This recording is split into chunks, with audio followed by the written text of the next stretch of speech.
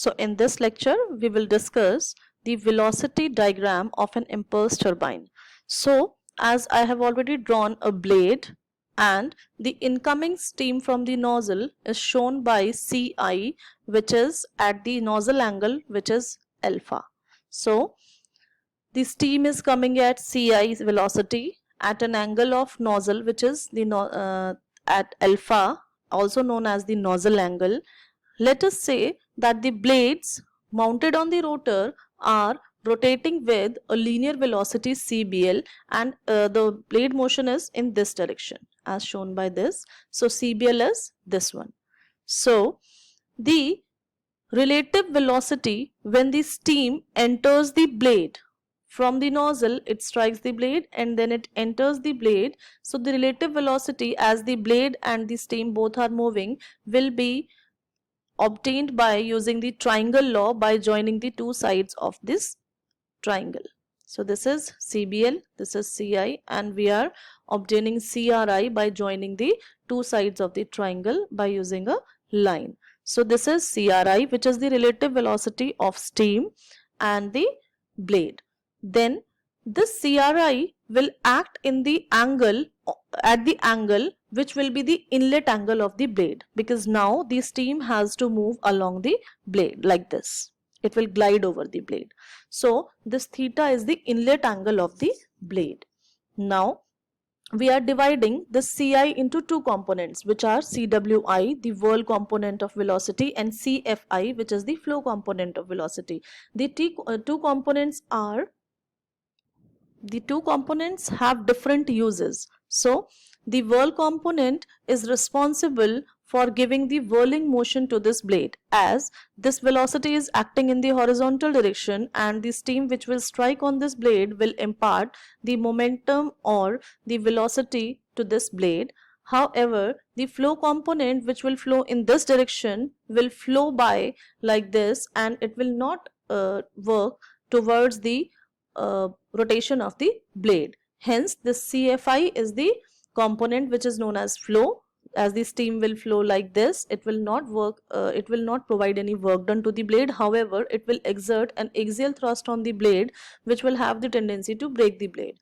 However, this CWI will be giving the whirl to the blade. Now the steam which will glide over this blade will come out from the blade tip, but the blade tip has an angle which is known as the blade outlet angle phi.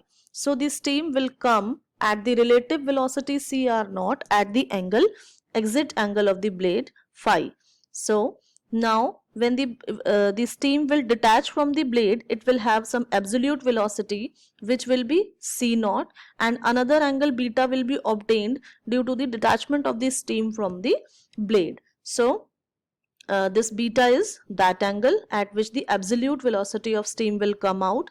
Then this is CBL, and C0 can be obtained again by the triangle law by using this CR0 and the CBL, because this is the relative velocity, this is the blade velocity, and the absolute will be obtained by the third side of the angle. Then now as we can see that this CW0 is the whirl velocity at the exit. It is the component of CO which is in the horizontal direction, and CF0 is the vertical component which will be known as CF0, as we have discussed in this two components of the velocities. Now we have taken CBL as the base. This and this are same basically because the blade is having a constant linear velocity. So we have taken the common base, and then we have drawn the two triangles on the same base CBL by reversing this outlet velocity triangle. These are the two triangles. This is outlet velocity triangle and this is an inlet velocity triangle. So we will basically mirror image, we will do the mirror image of this towards the upright, and then we will and the leftward, then this type of triangle will be obtained. So combined velocity triangle can be obtained like this. You can basically rotate the paper and then you can see if the same can be obtained. So these are the different parameters which I have already told you from this diagram only. So now we have some calculations which are very important for the questions and derivation later on for the maximization of velocity efficiency. So as we know that Newton's second law is the basis of the impulse turbine, hence we will calculate the force on the wheel using the same, which will be m into a. F is equal to ma is the Newton's second law. So mass of steam is let us take it as ms dot, and the change in velocity will be taken as whirl velocity only, because I have told you that whirl velocity is the component which is giving the motion to the blade. The flow component is not responsible for the same. So Cwi is the whirl velocity at inlet and Cw naught is the whirl velocity at outlet. This will be subtracted because this velocity is being delivered at the exit with the steam, so it will not be used obviously. So now as we have seen in the diagram that Cw naught is in the opposite direction, hence when we will use minus of this Cw naught, then finally we will obtain force on the wheel is equal to ms dot into Cwi plus Cw naught, and the combined Cwi plus Cw naught is also known as Cw. Now this will be happening only when beta is less than 90. In case beta is greater than 90, then this will be Cwi minus Cw naught only, minus will be there. Now work done, what is work done? Work done is equal to force into distance, as we have studied this formula from the 10th or 9th class. So this is distance. Now distance we have to calculate by using the linear velocity. So the linear velocity of the blade is Cbl, as we have already discussed in the velocity diagram, and I have calculated work done per second. So I will multiply the distance traveled per second only, and the distance traveled per second is the velocity only. So we are taking Cbl as the linear velocity of blade and multiplying it by the force, so that we can obtain the work done on the blades per second, and that is also the power. Work done per second is basically the power only. So this ms dot Cwi plus Cw naught into Cbl is the power, and by dividing it by 1000 we can obtain it in kilowatts. Now blade efficiency. So blade efficiency is what? Every efficiency is obtained by output by input. So output in the case of blade is the work which is obtained on the blade by the steam. So work we have right now calculated as this.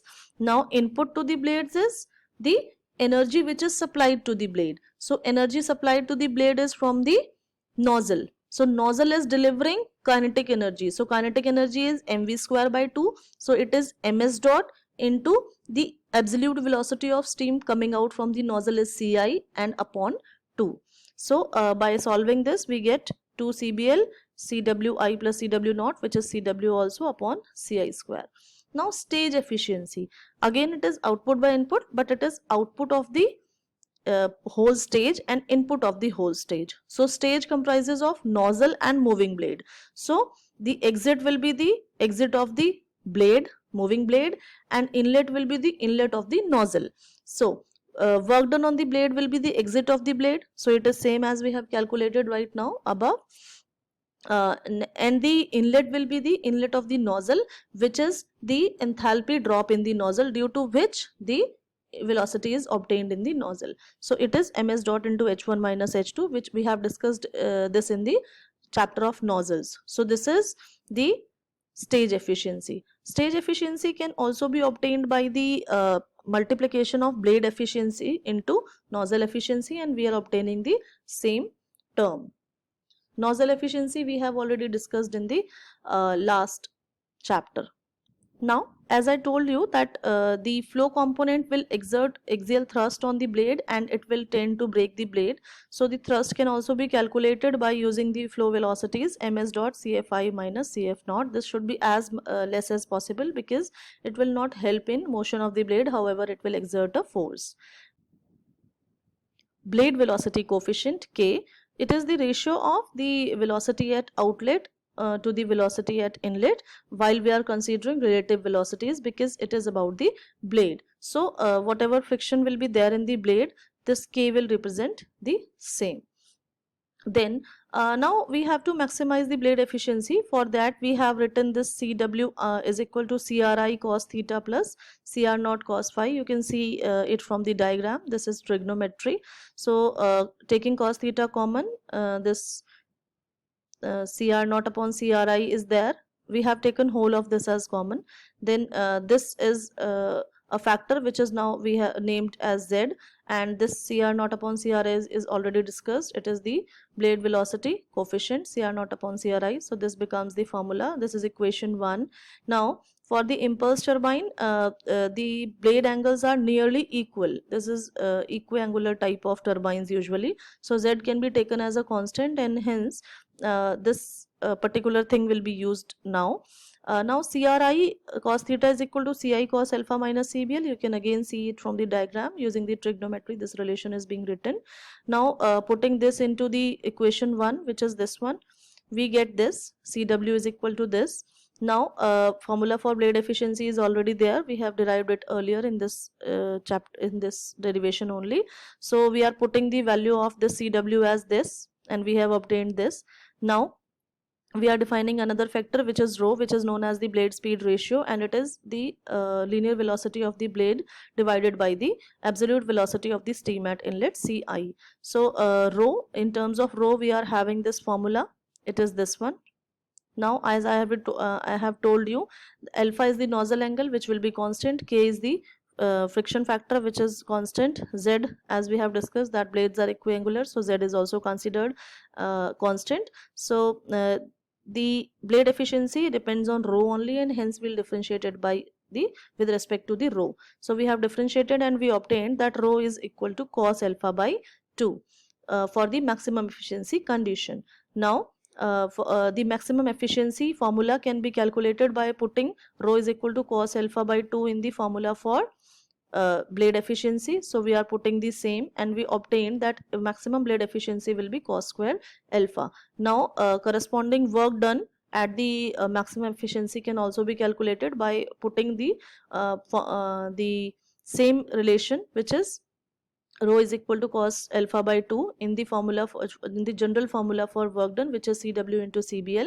So we have put this and we have obtained W is equal to 2 CBL square. So these are the conditions for maximum efficiency. However, the general efficiencies and the work done can be calculated by the formulas derived earlier. So this is the stage efficiency, this is the blade efficiency, this is the power, and this is the work. So these all the calculations will be used in the numericals, which we'll discuss in the next video. Thank you so much.